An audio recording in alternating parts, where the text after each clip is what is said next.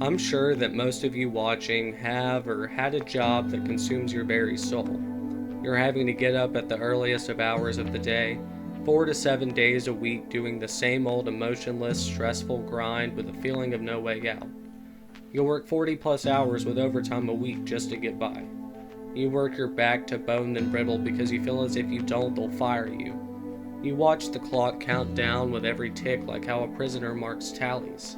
It's this seemingly never-ending cycle that's hard to break because it's almost as if you don't have the time to find what you actually love to do that will benefit you mentally and financially. Some people get so sucked into this cycle that they end up becoming a lifetime member to their company and treats them nothing more than a tool. Sure, they'll give you incentives like insurance and raises for the small price of your personal liberty.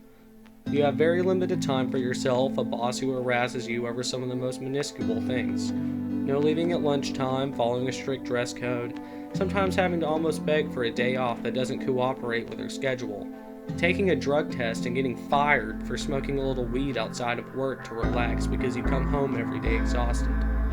All for a job that delivers little to no enjoyment or self-preservation. How can you call this living if you have to kill your sense of self on a regular basis? I know you had dreams and aspirations of your own, and this doesn't have to be the end of them.